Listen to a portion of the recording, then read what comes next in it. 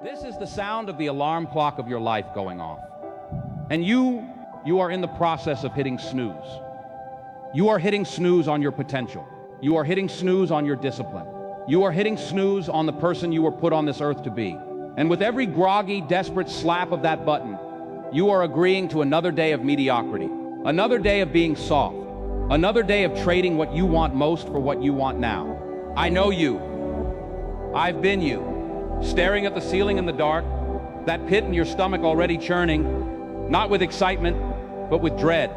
The dread of the inbox, the dread of the to-do list you abandoned yesterday, the dread of facing yourself in the mirror and seeing the ghost of your own expectations, staring back, hollow-eyed and disappointed. You feel it, don't you? That subtle, corrosive softness, that entitlement whispering that you deserve to sleep in, you deserve that extra scroll. You deserve to take it easy because look at how hard things are. Look at how tired you are. The world owes you comfort. Let me tell you what the world owes you. Nothing. The world owes you exactly what you take from it. With your own two hands, with the grit in your teeth, with the sweat on your back and the fire in your mind. Your villain is not your boss. It's not the economy. It's not your upbringing. Your villain is the part of you that reaches for the easy button. That primal, squealing, cowardly little voice that says, just make it stop, make it easy, make it comfortable. That villain has been winning.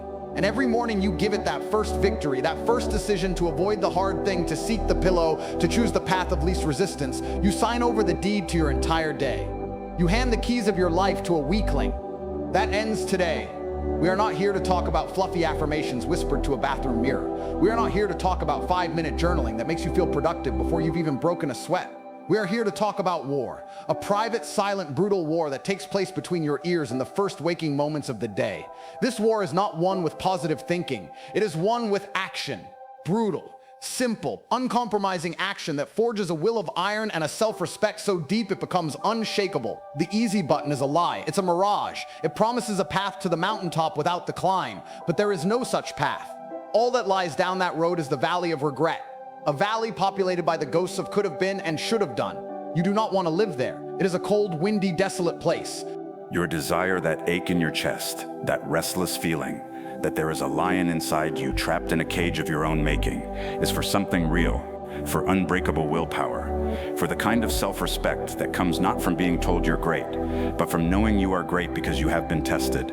You have been forged in the fire of your own chosen suffering, and you emerge not burned, but hardened, tempered.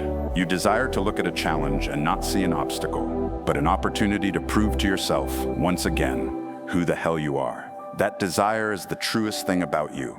The softness is the lie. The entitlement is the infection. The seeking of comfort above all else is the cancer that eats ambition from the inside out. So what do? We operate. We cut it out. Not tomorrow. Not next Monday. We start with the dawn. We start with the one slice of the day that is utterly, completely, irrevocably yours. The morning, before the world can make its demands, before the emails scream and the phones ring and the expectations pile up. That sacred silent space is the boot camp for your soul. It is the anvil upon which you will hammer yourself into a weapon. Here is the protocol. It is not complicated. It is agonizingly simple. And because it is simple, your mind, the coward, will try to complicate it. It will tell you to research it more, to plan it better, to start next week. Ignore it. This is the first test. The first decision to press the hard button. First movement. The physical awakening, killing the ghost. When that alarm screams, you are in a spiritual crossroads. In that fog between sleep and consciousness, your identity is fluid. You are the ghost of yesterday's laziness, and you are the potential of today's warrior. The first action determines who wins. You do not think. You do not negotiate. You do not count to 3. Thinking is the enemy of action in this moment. Your body is a physical system, and you must command it with a physical signal. You throw the covers back. The cold air hits you. That is the shock. That is the first no to the easy button. You sit up. You plant your feet on the floor. The ground is solid. It is real. It is your launching pad. You stand. You are now upright. You have physically separated yourself from the realm of sleep, of dreams, of passivity. You have just won your first battle. It took 3 seconds. You have told your nervous system with clarity, I am in command. Comfort does not rule me. Now, we move. We do not go to the phone. We do not check the world.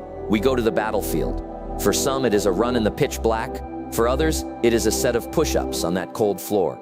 For others, it is a kettlebell, a barbell, a jump rope. It doesn't matter the tool, what matters is the intention. You are going to willingly introduce a controlled dose of suffering into your body. You are going to seek out discomfort. You are going to push until your lungs burn. You are going to lift until your muscles scream. You are going to run until the voice in your head is not whining about stopping, but is utterly silent, consumed by the primal rhythm of effort. This is not about fitness. This is about exorcism. You are sweating out the ghost of the weakling. You are burning the softness for fuel. With every rep, every step, every gasp for air, you are forging a contract with yourself. I can do hard things. When you finish, drenched, heart pounding, you will look in the mirror. You will see a different person. Not because your body has changed in 20 minutes, but because your eyes have. There is a light there that was not present in the dark. A quiet certainty. You have already done what 99% of the world is afraid to do. You have chosen the hard path, and it has made you stronger. You have taken your first dose of medicine for the disease of entitlement. The medicine is called voluntary hardship. Second movement, the mental fortification, building the inner citadel. Your body is awake. Now we must awaken the mind. Not with input, but with clarity. Not with consumption, but with creation. You will sit in silence. This will be the hardest part for many, because in that silence, the ghosts return. The anxiety about the day, the regrets of yesterday, the fears of tomorrow, they will rush into the vacuum. Your job is not to fight them. Your job is to watch them, to sit spine straight and let the circus of your mind perform its chaotic show. And you are just the observer in the stands. You are not your thoughts. You are the awareness behind the thoughts. This 5-10 minutes of silent sitting is not about achieving Zen. It is about practicing detachment from the chaos. It is about building a space between the stimulus of life and your response to it. In that space lies your freedom and your power. The easy button mind is reactive. It sees a problem and seeks the fastest escape. The fortified mind is responsive. It sees a problem, creates space, and chooses its weapon. From this place of quiet, you then bring in the weapon of intent. You take a plain piece of paper, you write down the 3 things you will accomplish today that align with your highest mission. Not 10 things, 3. The 3 that matter, the 3 that, if you did nothing else, would make the day a victory. This is not a to-do list. This is a battle plan. You are the general, and these are your primary objectives. Beneath that, you write 1 truth you need to remember, a mantra for the day. It could be discipline is freedom. It could be action cures fear. It could be I do not negotiate with weakness. This is your war cry. You will carry it into the skirmishes of the day.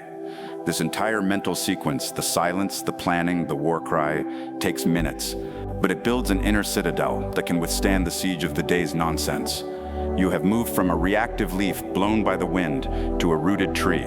The winds will come, but you will not break. Third movement, the spiritual connection, tapping the source. You have dealt with the body. You have organized the mind. Now we must connect to something bigger.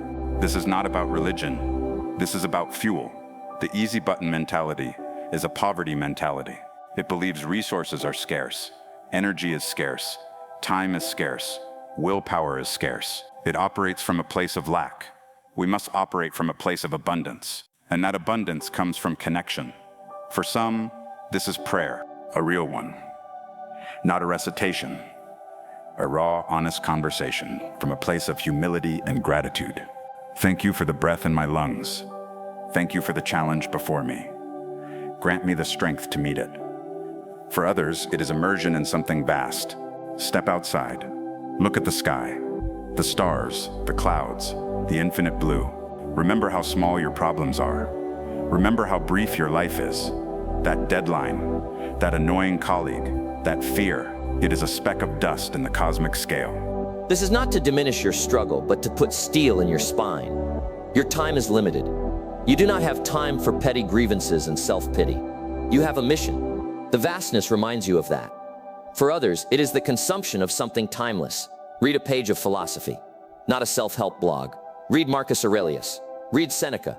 Read the words of men and women who wrestled with the same demons 2,000 years ago and left a map. You will find your struggle is not unique. It is human. And the solution is ancient. It is courage. It is virtue. It is action. This connection, however you make it, plugs you into a power grid larger than your own petty willpower. It reminds you that you are part of a story. Your daily grind is not meaningless. It is the stone you are laying in the cathedral of your character. This connection fills your tank with a fuel that does not run out, purpose. The crucible of the day. You are now ready. You have been through the forge. Physically awake, mentally fortified, spiritually connected. You step into the day not as a victim of it, but as the author of it. And here is the secret. The day will test you immediately. It will throw a logistical nightmare at you before 9 a.m. It will send a difficult person your way. It will present you with a choice, the easy compromise or the hard right thing. This is where the morning's work shows its worth. You will not panic. You will feel the old pull, the seductive whisper of the easy button. Just say yes. Just let it slide. Just avoid the conflict. But you will hear another voice, louder now. The voice forged in the morning cold. The voice that spoke through your burning lungs. The voice that found calm in the silent sit. The voice that connected to the stars. That voice will say no. You will choose the harder path. You will have the difficult conversation. You will do the boring, meticulous work. You will say no to the distraction. Not because it's easy, but because you have already practiced choosing hard over easy. You have built the muscle, and muscles crave use. Every time you do this, you deposit a coin in the bank of self-respect. It is a small, cold, heavy coin. By the end of the day, you will have a stack of them. And when you lay your head down at night, you will not be counting sheep. You will be counting those coins. You will feel their weight, and that weight is not a burden. It is the anchor of your soul. It is the unshakable knowledge that you lived on your own terms, that you were not a puppet of your impulses or a doormat for the world's demands, that you were, in every moment you could control, a warrior. This is not a one-day transformation. This is a daily ritual, a daily reconsecration of your spirit. Some mornings you will fail. The ghost will win. You will hit snooze. You will skip the workout. You will dive straight into the digital chaos. That's fine. Failure is part of the forging process. But you will not use that failure as proof that you are weak. You will use it as fuel. The shame you feel, that hot, toxic shame, is a gift. It is your integrity screaming at you. Listen to it. Let it burn. And let that burn remind you why you cannot go back to the soft life. The soft life is a slow death. It is the death of your spirit by 1,000 tiny surrenders. So tomorrow, when the alarm screams in the dark, remember this. You are not just waking up.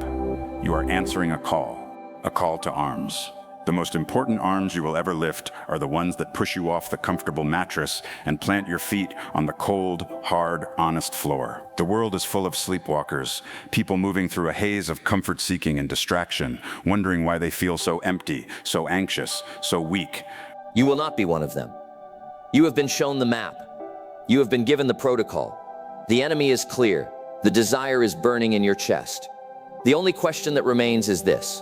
When the alarm sounds tomorrow, who will answer? The ghost of the person you were, or the echo of the person you are destined to become? The choice is the only thing that is truly yours. Choose the hard thing. Choose the cold floor. Choose the burn. Choose the silence. Choose the truth. Forge the will. Earn the respect. Become the weapon. Now go. Because that destiny, that echo, it's not some distant shimmering mirage on the horizon. It's standing 6 inches behind you in the dark. It's the shadow of your unlived potential, and it's been following you your whole life, waiting for you to finally turn around and face it, to merge with it. Every morning you choose the snooze button. You take a step forward, leaving that greater self behind in the shadows. You create a rift in your own soul. That's the source of the quiet dread. It's not fear of the day ahead, it's the grief of abandoning yourself again, of knowing you are capable of marching into the dawn like a general, yet you crawl out of bed like a prisoner pleading for more time in the cell. The hard button isn't about punishment, it's about reunion. It's the spiritual lever that pulls you back into alignment with that shadow until you are standing in the same spot, occupying the same space. The cold floor is the meeting ground. The burning muscle is the handshake. The silent mind is the treaty you sign. When you complete the ritual, you turn around and there is no shadow behind you. There is only you, whole, integrated. The person who wanted to stay warm and the person who knew they needed to be forged have finally shaken hands and decided to move forward as one entity. That is the feeling you mistake for motivation. It's not motivation, it's integrity. Literally integer, meaning whole, complete, undivided. The world will try to splinter you again the moment you step into it. It will offer you shortcuts that split you from your values. It will offer you comforts that split you from your strength. It will offer you distractions that split you from your focus. Your morning ritual is the daily rehearsal of wholeness, so that when those offers come, and they will come by the truckload, your no is not a struggle. It is an autonomic reflex of a complete system.